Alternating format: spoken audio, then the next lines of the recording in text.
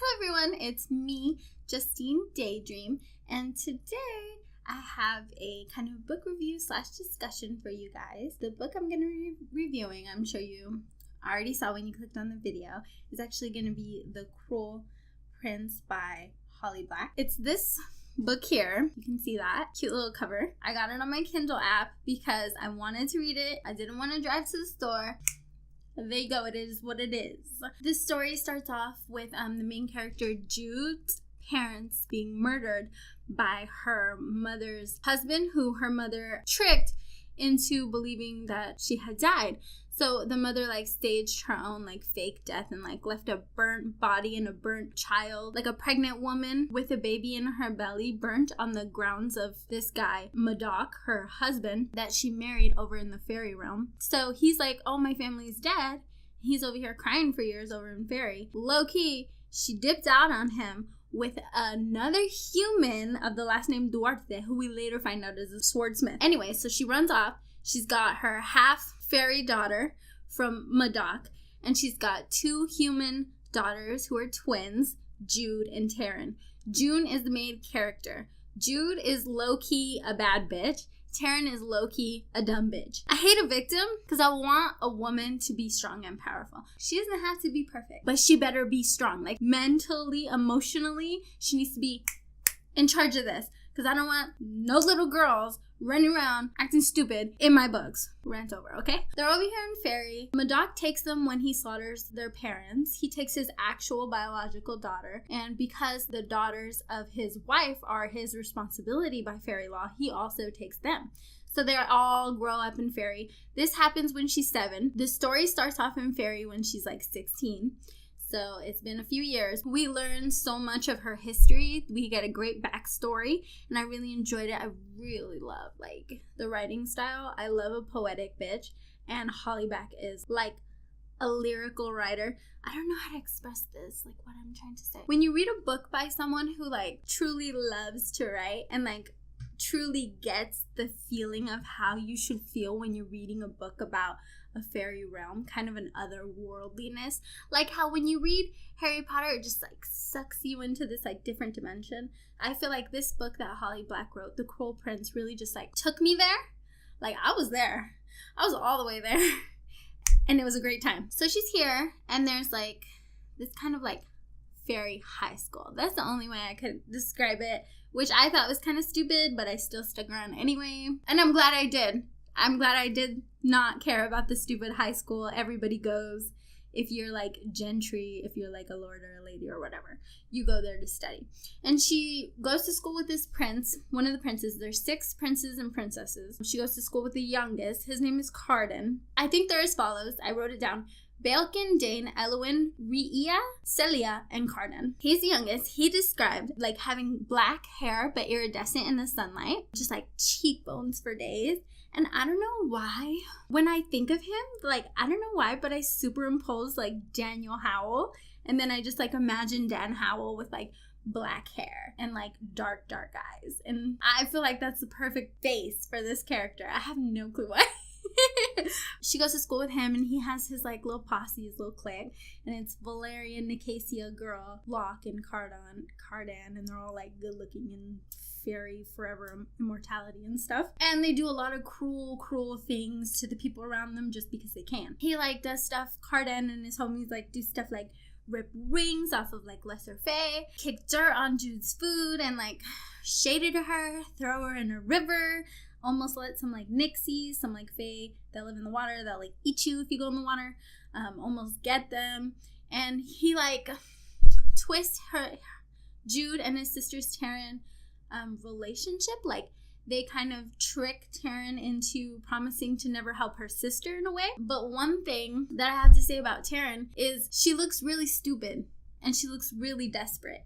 And I almost felt I appreciate that Jude is a bad bitch with some dastardly priorities, but I also want Taryn to obviously maybe not even be on the same level, but have some self-respect. She says one of the first things she says is oh, I want to fall in love with a fairy prince. And I'm but literally everyone who I have read about in this book is trash, disaster, horrible being. 10 out of 10 would not recommend falling in love with one of the Fae. And she's just like, I want to fall in love. I'm like, are we in the same story? Because I don't want to fall in love here. It sounds creepy and dangerous to fall in love here. Well, anyway, she's got this like secret bae, and he made her promise, Taryn, that she wasn't going to tell anybody. He promised to marry her or whatever. So she tells her sister, like, oh, I can't tell you who he is. Meanwhile, her sister's hanging out with this dude, Locke, who's part of Cardan's crew. These people who like torture her every single day of her life when she's at school. Yeah. She starts talking to this guy. And I think it's because she's like desperate to fit in, kind of almost, and she's like desperate for his attention and like acknowledgement. And she says at one point in the story that she wants to not be equal, she wants to be better than these Fae that she's been surrounded by for years. At some point in the story, I kind of realized that she's not upset, she's enraged. All these things that have happened to her, people glamoring her, people making her dance for hours and torturing her, making her take off her clothes, roofing her with a poison apple, all these terrible things that happened to her, her mother and father being brutally murdered in front of her by the man who decides to raise her, create this like anger, this like deep-seated anger in this character, Jude. And because she has this anger and she has this underlying fear, because the way emotions work is that if you're angry, below that, there's definitely going to be some fear. And she admits to that in the story, and I love how she's honest that she's afraid the whole time. In her life, for the last 9 years, she's been scared shitless and all this horrible shit has happened to her. And because of that, she has like quite this bravado. And she's like, yeah, I'm not scared of you. Like, I want to be a knight. And I'm like, I'm a bad bitch. Below that is a deep fear.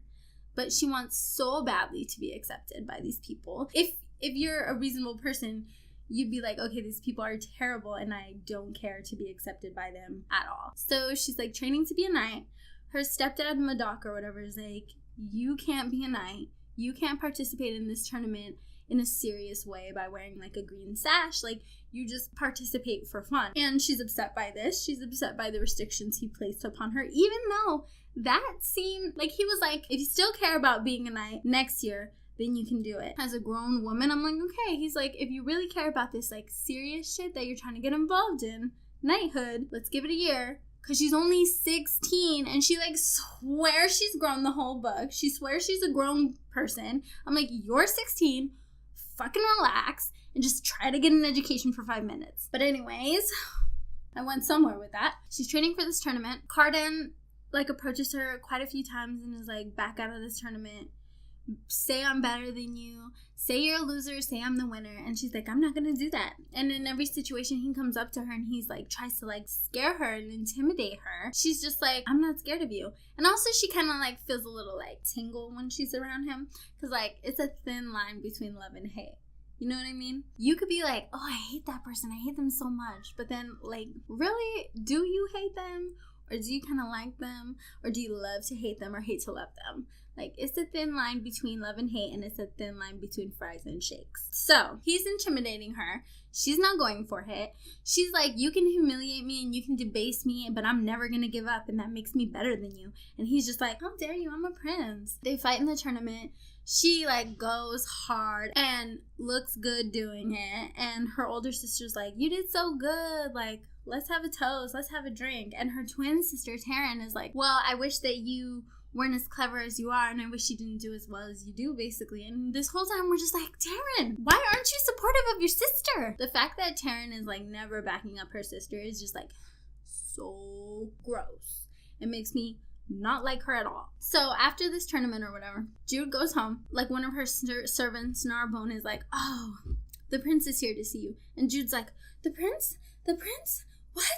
Oh my god, I gotta get him out of here as fast as possible, blah, blah, blah, blah. And you're like, okay, just relax, okay? And she like runs in there and like throws down the tea set, and it's like a whole different person, a whole different prince in there. It's Prince Dane, the guy who's like for sure gonna get the throne. Like, everybody's like, the king said he's gonna get the throne when he retires, and he's definitely getting the throne. The crown prince basically shows up. He's got like golden blonde hair and he's kind of foxy. She doesn't think he's foxy, but I kind of do the way he was described. He's like, I want you to work for me. And she's like, oh yes, I want to be a knight. I want to be a knight so bad. Let me be your knight.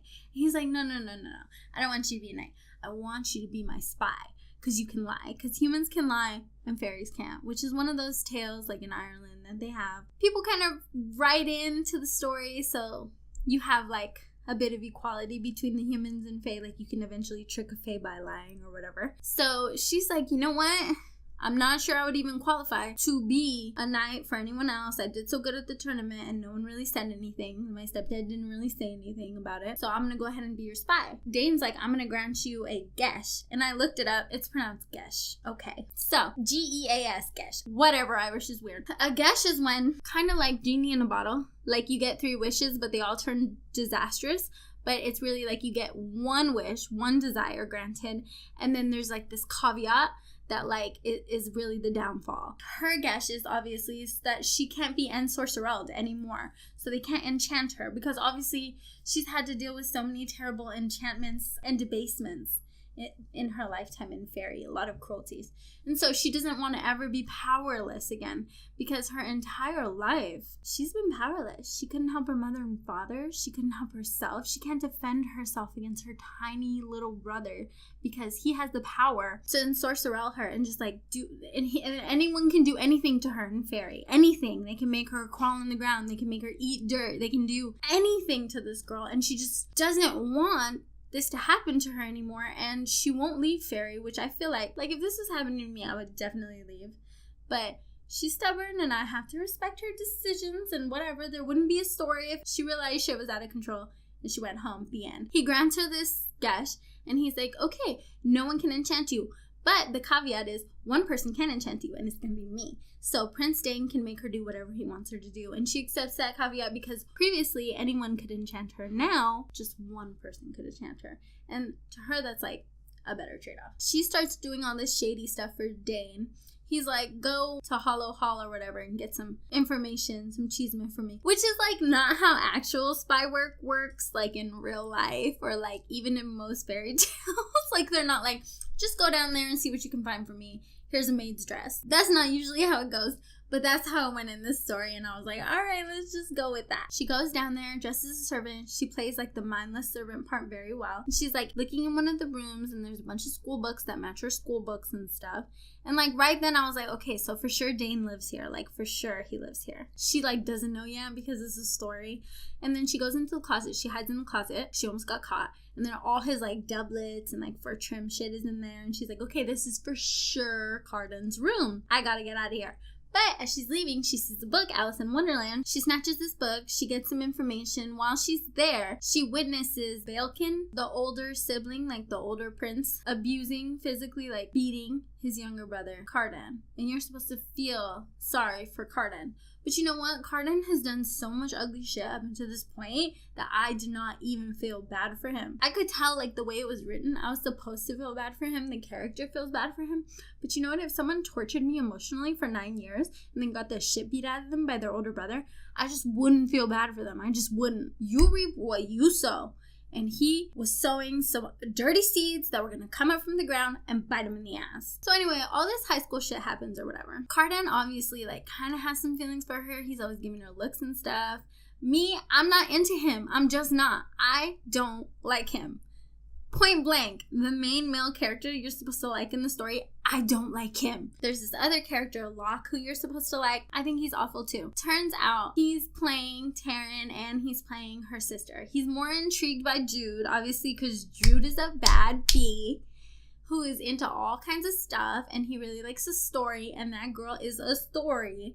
But then he's like, okay, but Taryn's more faithful or whatever. Taryn is the worst. He's playing them against each other or whatever. Taryn can't reveal that Locke is the guy that she's supposed to marry. Jude is getting all these feelings from Locke, even though it's just not this whole, like, love story or whatever between her and him. And she even says at one point, like, we're just pretending, like, we're not meant to be together, but, like, it's fun, and I like to have fun, and I've always wanted to be accepted by you, basically. Girl, get some self-esteem. You're embarrassing yourself. So then homegirl Jude is training as a spy. They go to the coronation because the king's like, whatever, I'm trying to retire. So the king is like, oh, can you release me? I'm old and I'm tired. And everybody's like, yes. And like, as he's gonna hand over his crown to his crown prince, Dane, Balkan kills Dane right off the top. One of the members of the bloodline has to pass on the crown. So Balkan kills Dane, and then he looks at his other siblings, and then he kills his dad because his dad won't crown him. And then he looks at the mom or whatever, and the mom like won't do it either. And then he looks at like his siblings won't do it. He kills them one after another. So he kills all the siblings except for one sibling, Cardan. And the reason he's not over there during this coronation is because earlier he got shit-faced. I don't know what he was drinking. He was drinking that mixed Moscato. He was having that tequila, that Elvish whatever it is. Got him lit off the top.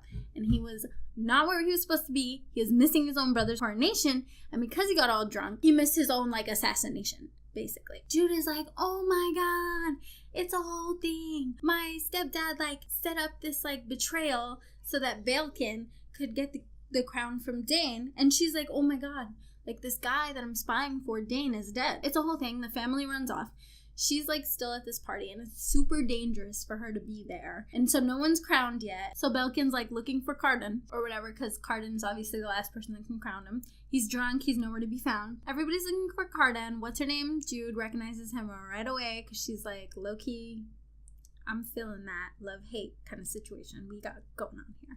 So she kidnaps him or whatever. She takes him away. She locks him up. She's locks him up with her co-conspirators or whatever. Dane's Court of Shadows or whatever. Leaves him there for a bit. He's getting all buddy-buddy with them. She goes home. She's like, first of all, Taryn, you basic bitch. You're supposed to be my sister. You're fucking around with my man. You could have told me that he was the guy you were going to marry. Because, obviously, I wouldn't have been all into him like that. And, I'm gonna fight you for your honor because you ain't got no honor. So now we're about to have a duel. Which I was like, oh my god, yes! Duel your sister, because you know what? That's a fake ass sister to be doing that to you. So duel her and let's see who wins. Okay, so nobody wins. So it's a cute little fight or whatever, but then the guy's breaking up and Madoc takes Jude and is like, Jude, maybe you can get revenge some other way. And he's trying to be if you know where Cardan is, let me know. Jude's I know you're shady. Jude's you're gonna let Belkin come into power, and then there will never be equality between humans and fae, basically. So she doesn't give up the goods. So then there's this side plot that's been going along the whole time that I haven't really talked about. And it's about how her stepmom, Oriana, married her stepdad, Madoc, had a baby by him named Oak. Well, it turns out Oriana was given the baby by her friend Lirio, who used to hook up with the king. And she had a baby by him. That's what they thought. Later on, we find out that actually it wasn't the king's baby, it was Dane's baby. This baby is obviously of the same bloodline as the king, and then therefore can be crowned. They use this information. Jude goes to Cardan and is if you crown my younger brother, you won't have to be king, because Cardan doesn't want the responsibility because he's a little bitch. He's yeah, okay. You meet all these side characters, a whole little thing happen. It's really not that important, but really it's just a way to see some characters in some other books by Holly Black. I did not know that when I read The Cruel Prince, because that was the first book of hers that I ever read. Then I thought about it later when I read The Darkest Part of the Forest, which is such a good book. And if you want a review on that or a discussion on that, comment down below, because I can do that, because that was a good book and I liked it a lot. We see all these side characters, this real cute reunion when you know what's going on. She does a whole bait and switch. She fights her stepdad. There's a whole kerfuffle, a whole thing. I won't ruin that or whatever, even though this is riddled with spoilers. And she's telling Cardan, oh, let my brother Oak, practice putting the crown on your head so that, when it comes time for him to get it put on his head, he's not scared because he sees you do it. And Cardan's, obviously not the sharpest tool in the shed. Okay, I just don't like him. I'm so sorry. I'm just you get on my nerves. So he's just not a man. To be honest with you, he makes little boy decisions and little boy choices, and he tortures a helpless person. And yeah, he has his own history of abuse, but does that really make it okay to abuse someone else? No, and that's why I don't like him. Jude tricks him. Good girl. She actually gets her little brother Oak to actually put the crown on Cardan's head and makes him king. Then she spirits off her little brother. She gives her little brother Oak to her older sister Vivi and tells her, take him to the human world. This whole time, Vivi's got this chick in the human world with some bubblegum pink hair that she's all in love with, and it's a really cute side story. Gay romance. I love it. This cute little gay romance is going on. She takes Oak. Eventually, she has to come clean to this girl. I think her name's Heather. She has to come clean to Heather eventually. Cardan and Jude made this kind of bargain where Cardan has to be under her servitude, be her servant or whatever, do what she says for a year. and no more than a year. He's like, okay, I'm gonna do what you say, but only for a year. You crown me the king. I'm really upset about that because obviously I didn't want the responsibility of this, but whatever you say. And she's just like, oh my god, what have I done? I put this idiot on the throne, all to give her little brother Oak some time to mature in the human world and also like learn how to be a decent being. Obviously not a human being because he's not human, but just like be a decent person. So she wants him to grow up in the human world, which is just like a hop, skip, and a jump from the fairy world. So like I've told you the whole like synopsis of the story, okay? But some key points that I didn't touch upon yet was like there's this character Sophie that she helps escape from Cardan and Belkin's house. And this character has been so tortured, has been so hurt in so many different ways that even as she's being freed, she's horrified by the things that have happened to her. She fills her pockets full of rocks, and as they're crossing the water, I think they're going to Maine, she commits suicide by letting herself fall back into the water as they're crossing over the water with like pockets full of stone. When they call this book The Cruel Prince, they were not kidding. Some cruel stuff happens to a lot of women in this story. It's not a pretty princessy story, and the main character is not a lovable good girl who always does the right thing. She does a lot of wrong things. And in this situation with Sophie, the girl who commits suicide by jumping into the water, she's trying to do the right thing. She's trying to save this human girl with the help of her older sister Vivi. And this girl commits suicide. And I have a theory about that. I think this girl goes into the water. And I think hopefully, maybe, if I've gotten into Holly Black's mind enough by like reading her books, that's kind of gonna be the start of like where we get to know Orlag, the queen of the undersea. By this girl falling into the water, maybe we get like a mertale.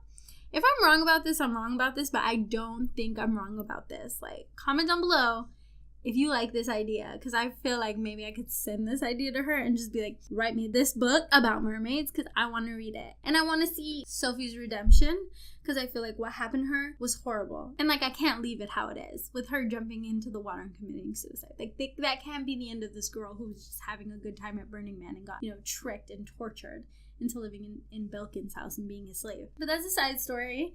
Still good. Think about it, Holly Black. She's not watching this, but if she was, think about it. The thing I liked about this story is that Jude is angry and she does a lot of cruel things to a lot of people, and she kills people. She beats up her stepdad, makes a whole upheaval for the crown. She takes power for herself. Just this lowly human girl takes power for herself. And in Cardan's eyes, she's the bad guy, right? Because she kidnaps him while he's drunk, and she tells him, oh, my little brother will be king if you just put the crown on his head. But in all actuality, she's like, no, I'm going to save my little brother from this. I'm going to make you the king and you can suffer having to take care of this evil ass kingdom. I'm going to get my little brother out this bitch. So basically, she makes him some false promises. The good thing about being human in this place is that you can lie and everybody else won't ever suspect you of lying because nobody else can lie. So she uses her human wiles to her advantage. She gets her revenge on these people who do these awful things to her. Do I feel bad for Cardan? I don't. I think he got what's coming to him. If he has a shitty year, he has a shitty year. There's a new book coming. Sorry, I'm all mad. If Cardan has a shitty year, then he has a shitty year and he earned it by doing all those cruel things to all these different people for all these years. And he needs to get his comeuppance, okay? What goes around comes around. He's gonna get his karma. There's a book coming out soon, and it's the continuation of that. And we're gonna probably read the story about how him and Jude fall in love, even though I don't think he deserves any kind of love because of the things that he has done. He's not right. And we're going to see more of Locke and how evil he is, because I low-key think he's super evil and it just hasn't come out yet. And then Homegirl killed Valerian. That's a whole nother thing. And that was some extra to the book. It wasn't absolutely necessary, but I guess it just showed how depraved she was willing to be. Very cutthroat, very killer. And yeah, that is my thoughts and discussion and review of this book. I know it was kind of all over the place, but that's just literally how this book made me feel. I had such high hopes, like high highs and low lows. Like this book made me feel fearful, scared, disgusted, intrigued, happy, beautiful, scared for the main character. Like in a lot of ways, angry at Taryn for being such a shit sister. And I want to see in the next book what happens to Taryn, because I think that she's also going to have a rude awakening where she realized she should have stuck by her sibling no matter what, because that's what real siblings do. Comment down below what your feelings are. You disagree, you agree. I really want to talk about it. My name is Justine Daydream, and thank you for watching.